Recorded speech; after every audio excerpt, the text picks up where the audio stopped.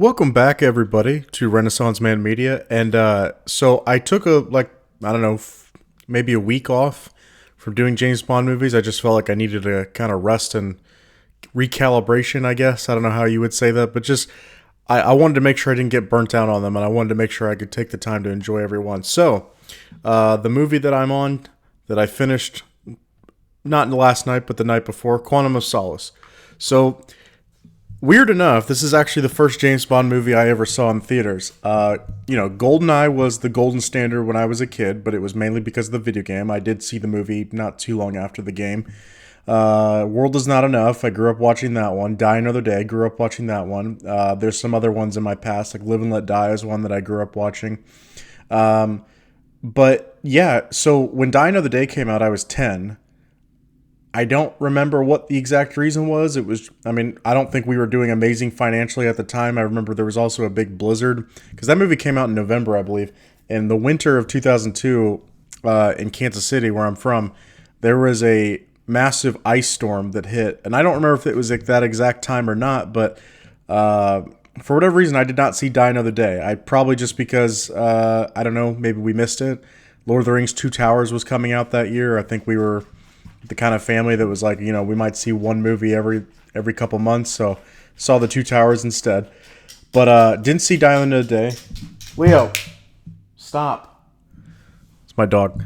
Didn't see Die Another Day, and then Casino Royale comes out in 2006, and I think maybe I was not sure who Daniel Craig was at the time, so I didn't see Casino Royale when it came out either. I don't even know if I had seen Casino Royale. I think I might have got it right before Quantum of Solace just to make sure that I was caught up and everything's good. So I think I did know what was happening in that regard. But yeah, Quantum of Solace. I see the movie 2008. I'm in high school. I'm going into my junior year, I believe. Yeah. So I just started my junior year of high school, and my takeaway was, yeah, it was fine. I liked it. It was dark. It was serious. Hold on one second, guys. Come here.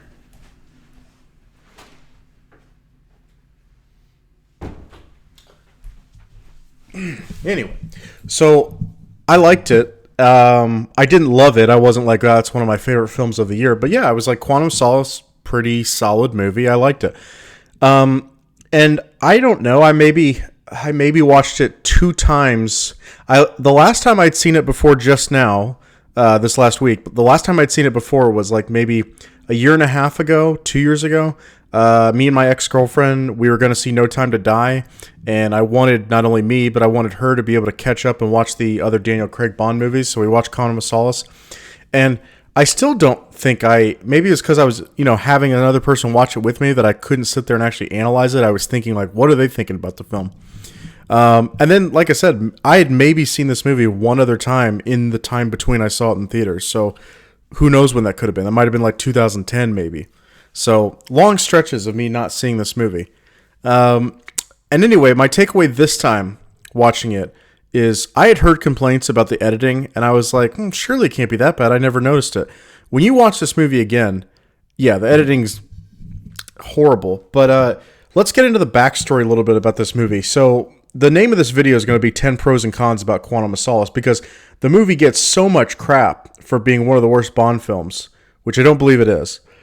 But then there's a lot of good stuff that it has, but it does have cons. I mean, you do have to acknowledge the bad stuff. So on movies like this, they're a little more divisive, or I feel like I like them more than other people. I do like to do 10 pros and cons, or if there's a movie I find overrated. But for this one, I can start with the pros and cons, but just the backstory real quick. So Casino Royale comes out, very successful.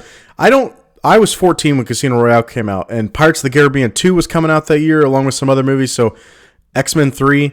So Casino Royale kind of went over my head as a 14-year-old. Not that I didn't love James Bond, but I just don't remember a whole lot of trailers for it. I don't know. Maybe I missed them. But that was me just getting into high school, so I don't know what I was doing with Casino Royale, but yeah, I missed it.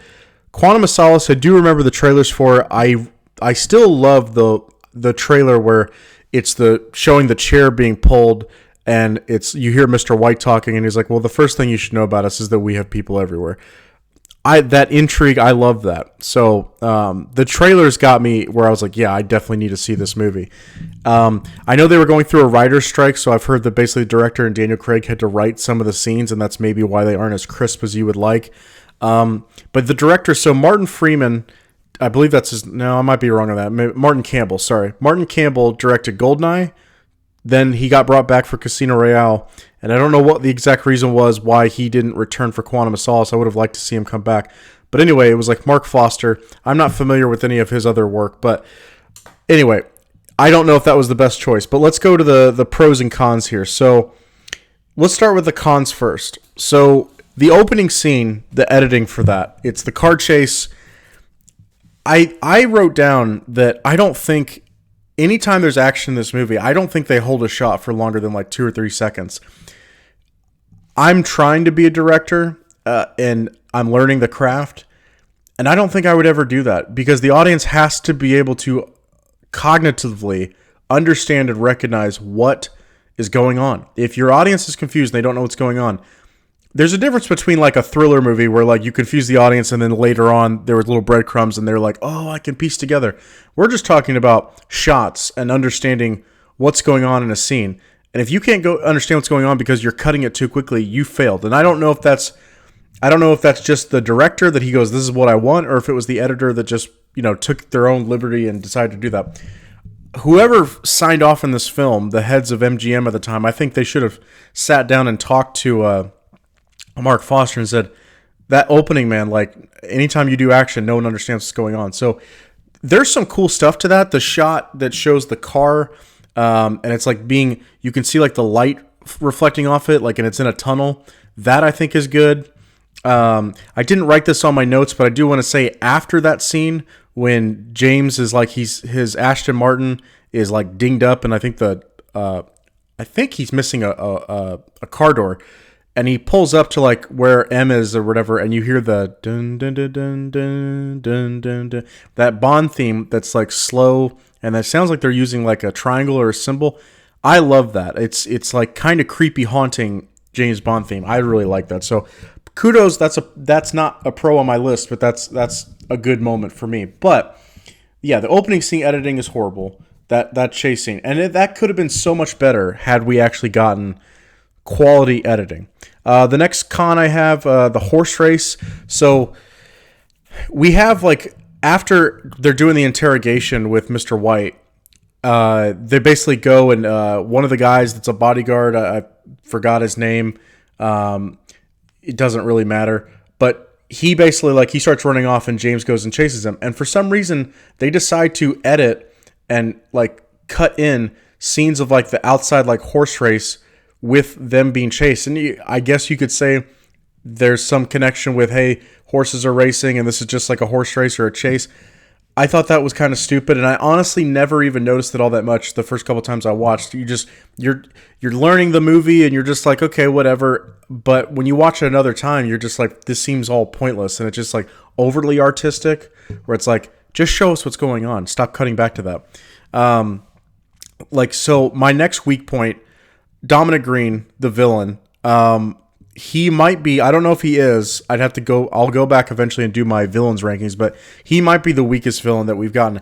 And I don't hate his performance. Like, I honestly think what they gave him, I don't mind the way, like, when he's talking to the general at the end of the movie, and he was like, he's like, if you don't believe me, he's like, you can go ahead and shoot me. But he's like, if you don't sign this, he's like, you'll wake up and your balls will be stuffed in your mouth and stuff like that. And I'm like, he's not intimidating, but you do buy that like he's backed by some really dangerous people, and that like he's not a BSer. He's not just going to say some stuff. So, but overall, yeah, he's not physically intimidating, which is one problem. He's not like mentally intimidating in the sense of like intellectually you're like, wow, this guy's just like, Bond couldn't match him. You don't get the sense that he's like the smartest dude in the room.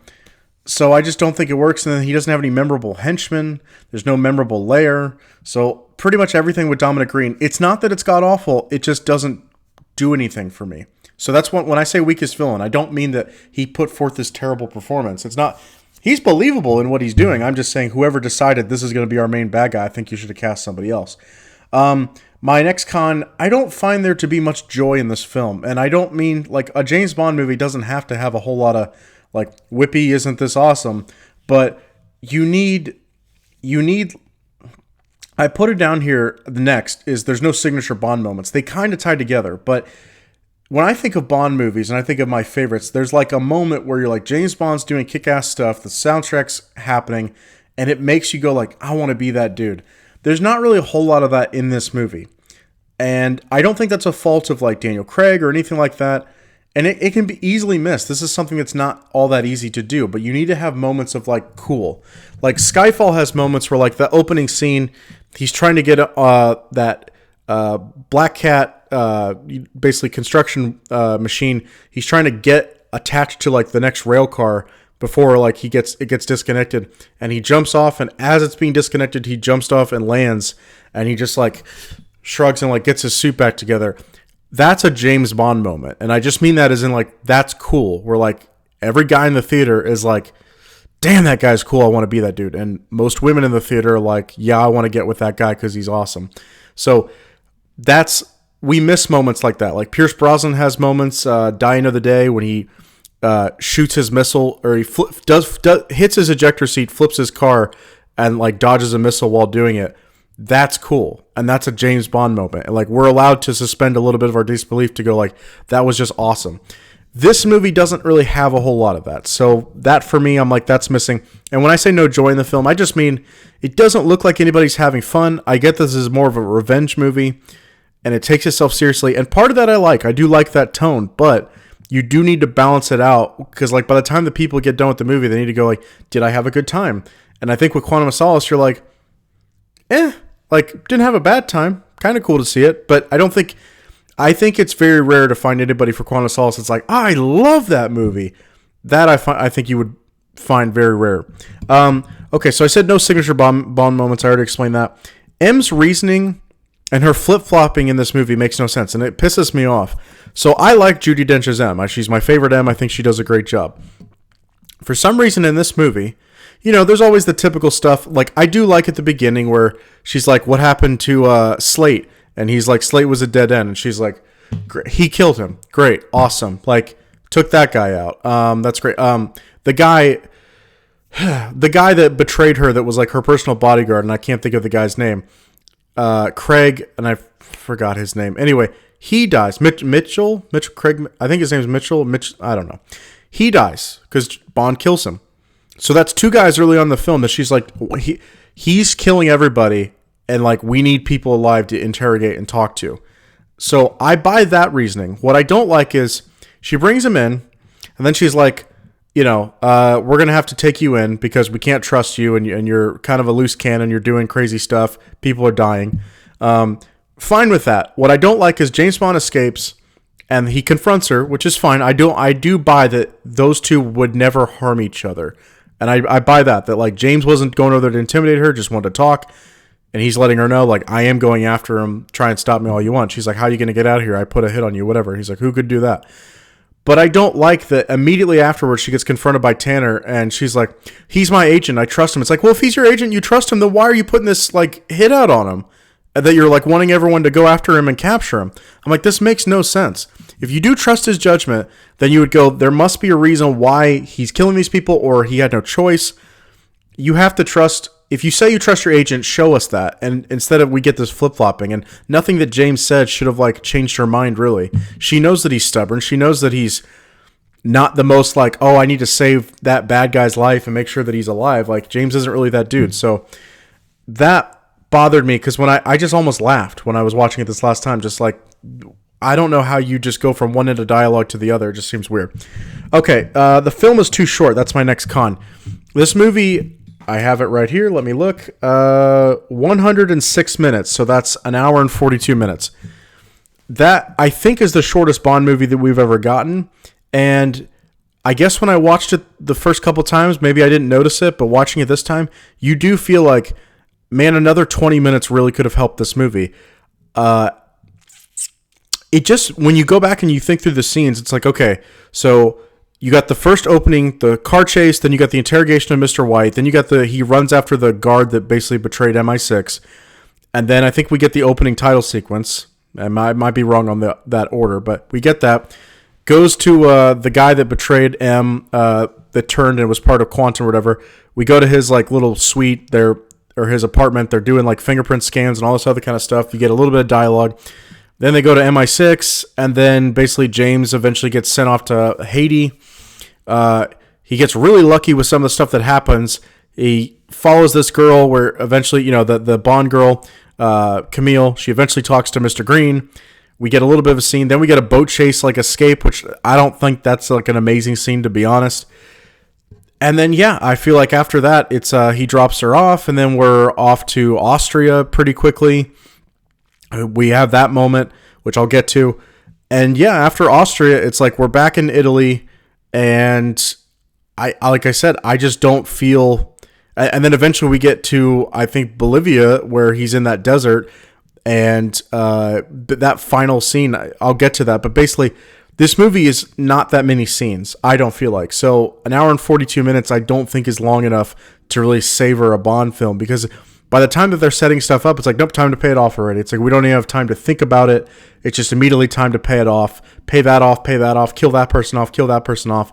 And I think they lost. There's like probably room for 2 or 3 scenes where like we could have got Bond moments, could have got some happy or at least feel good scenes in the theater. Okay, the next thing, Camille. I didn't hate her as a Bond girl. I don't think she's bad. I do like her motivations, that she's literally just sleeping with Green to try to get to Medrano, and he calls her out on it. I do like that. I just feel like she's okay, and I don't need the Bond girl to be all over him.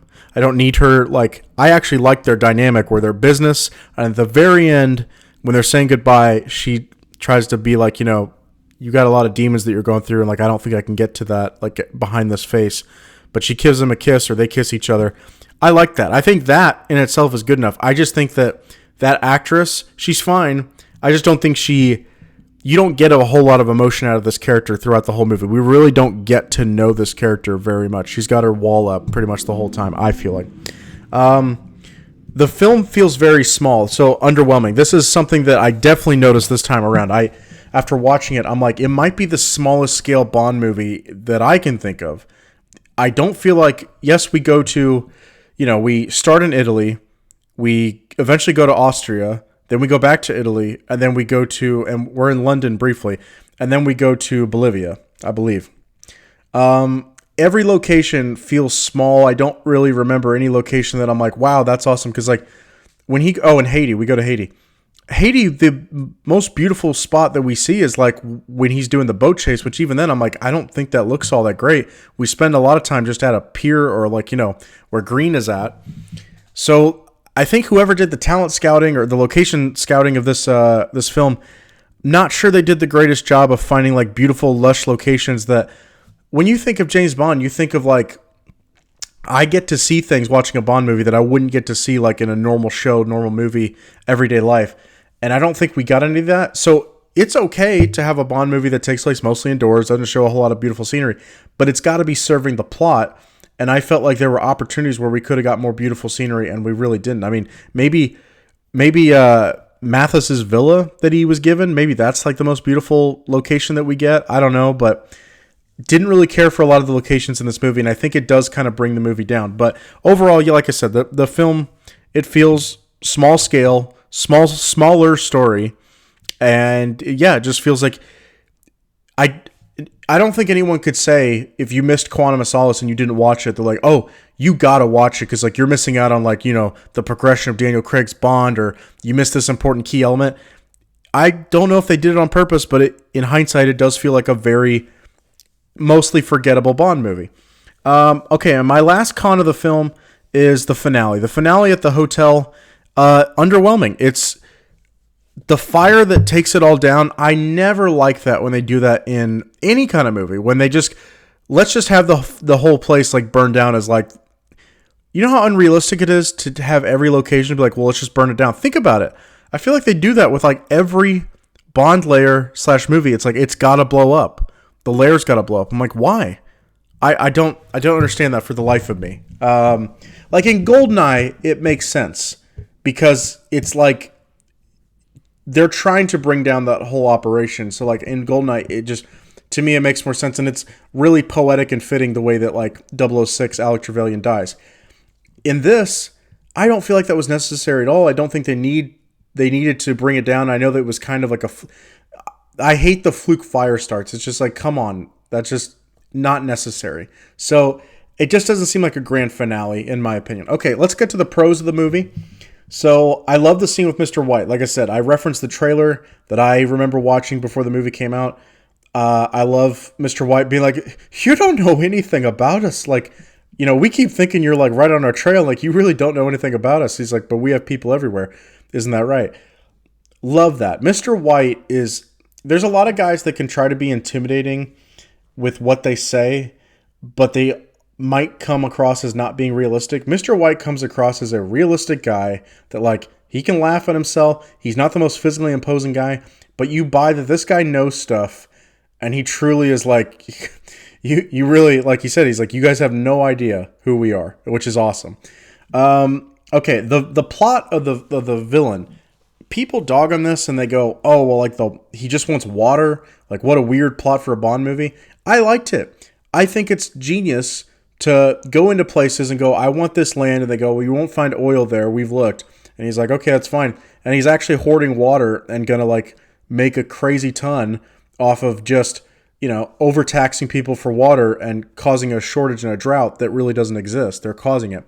I think that's smart. Is it the most diabolical James Bond villain plot? No. Does it stand up to like Drax from Moonraker's plot? No. But I liked it. This was a more grounded 007 movie, and I felt like the plot of the movie fits what they were going for. Okay, the Slate fight in that hotel. It looked very real, and I really liked it. The way they had and I know they had the glass door, and I feel like it was a breakaway. But when James and Slate get thrown into that door, I think that's really good, and it wasn't. I don't like choreographed fight scenes. I mean, if they're stylized in a certain way, like Kill Bill, I can be all for it because it's owning what it is, and it's like, we're gonna be a style fight. Let's just have fun with it. But in this case, these kind of movies, I don't like the perfect block. Like, we're just dancing. I don't care for that. I do like kind of raw and just like, you know, people throwing each other on the ground, people doing whatever it takes to win. I like that because that's what an actual fight is. If you're willing to kill somebody, that's what an actual fight would look like. Okay. I like the scene of the Quantum Gathering when they're in Austria, and I forgot Austria, I think, is a location. Maybe I mentioned it, but I like that scene of them gathering, him kind of putting together, okay, they're all grabbing a bag. Certain people are getting certain bags. What's that for? Follows that one guy into the restroom, takes care of him. I do like the little moment where he takes the door handle, just snaps it off, and just like throws it away. I like that little nice touch. But I like that all these people are talking, they're discussing things. You do pick up a little bit someone mentioned something about the Canadian, which I think is a reference to at the end, the final scene, but we'll get to that. But I like that James eventually butts in. He's like, you people need a new place to meet. And then obviously some people start to bail. He starts taking pictures. I did see someone mention, like, isn't it stupid that he can take pictures of people with their heads turned and he somehow gets their face? I agree with that's kind of stupid and far-fetched. But I still like that scene. I like the fact that he was able to kind of catch on to what was going on because of the earpiece and his kind of wits to be able to do that. Okay, the next one, the opening sequence with the instrumental. So the opening sequence, the song sequence is what I was getting at. So people dog on that song, Another Way to Die. I don't like Jack White and Alicia Keys. Their singing together does not work. They sound like they're screeching. It doesn't sound pleasant to your ears. That being said, the instrumental of that song, I do like. So if you took out the screeching in the chorus part, but if you had the instrumental and then you had like Jack White doing another slick trigger figure on, I don't know exactly everything he says, but if you had something like that I think would work. But as soon as they get the a woman walking by, that screeching, take all that out. So it's not a great Bond song because you have to include that. But if you took all that stuff out, I like the visuals that we get in that song sequence. And like I said, when I hear the instrumental stuff, dun dun dun dun dun dun, I'm cool with it. I like it, but not perfect. But I will say overall, like, I think they tried a good thing. They just should have done something different with the singers or just get different singers. Because both those people I like separately, but together, no. Okay, so the last scene, I would have loved more of it, but I did really like the last scene. So the last scene is Bond goes to Russia and confronts Vesper's ex-boyfriend, tracks him down, and I don't know if he knew it the whole time, or I guess he did because he interrogated Green right before Green dies, or he leaves Green for dead, but he got all the information out of him, and I guess he learned that Vesper's ex-boyfriend works for the organization, works for Quantum, and basically does this, gets close with the woman in power of a certain organization, and then, all of a sudden, after like a year or two, whoops, I got kidnapped, and I need you, basically holds the girl for ransom, holds the guy for ransom, or to get something out of the girl. So the girl's like, well, I love him, he's my fiance, whatever, and I got to do this. And he keeps giving them that love knot. Forgot exactly where they said it was from, but Armenian love knot, I think is what they said. But I thought that was all good. So I love how serious James is when they walk in and he just like sit down and like yells at them. And I like the seriousness on his face. I like how he basically just straight up tells the girl, yeah, you know, his ex-lover or whatever, a friend of mine, like he gave her this as well.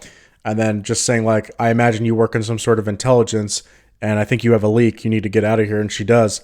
And then the one guy, the ex-boyfriend of Vesper's, he's like, you know, just make it quick. And I like that James doesn't kill her or kill him. I like that. So that brings me into another pro of mine. The progression of James's character, where at the beginning, everyone that he's trying to interrogate, he kills. And it kind of makes sense that he feels like at the time where he's fighting these people, he doesn't feel like he has a choice.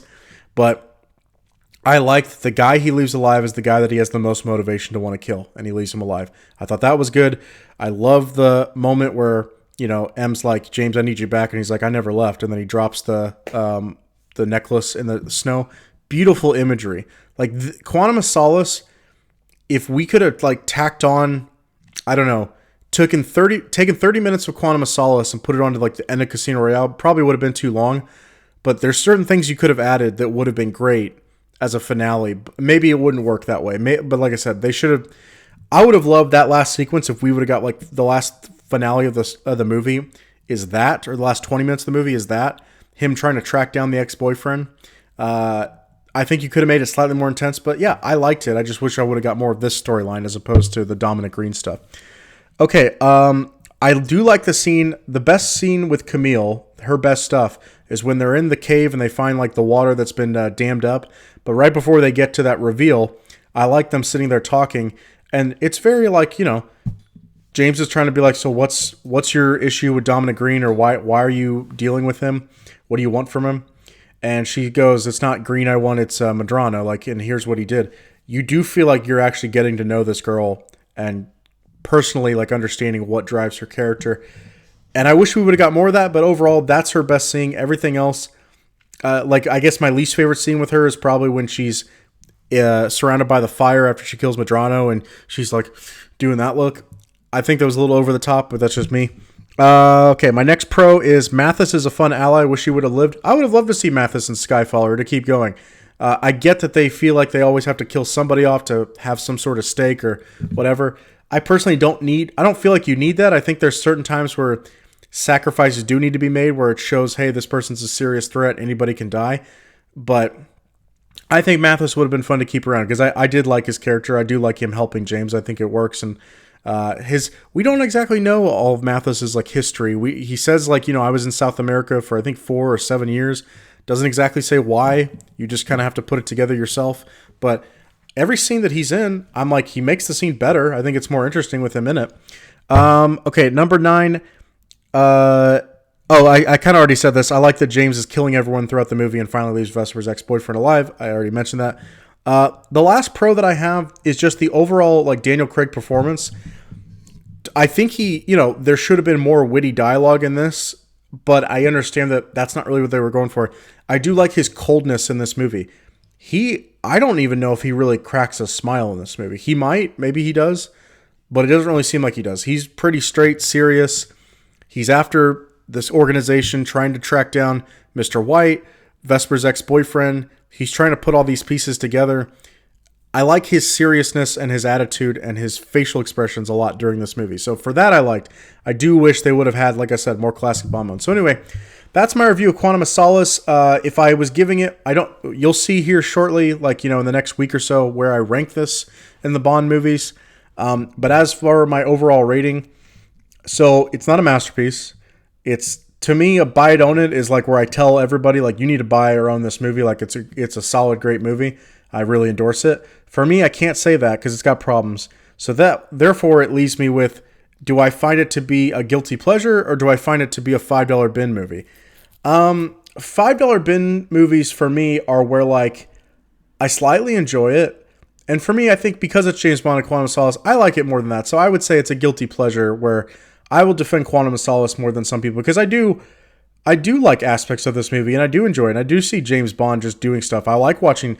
This was like 2008 was a really good year for movies, and I have fond memories because that's me 16, being able to drive, going to watch whatever movie I want, and that's all I did was go see movies. So for me, I have like a nostalgia and a connection to this movie. Just killing time going to see the movies back in high school. I loved it. So for me, yeah, it would be a guilty pleasure. So that's not a knock on the film. I think everyone could be honest. It's got flaws. It's not perfect. It's not Casino Royale or Skyfall, but I think it's a enjoyable movie to a certain extent.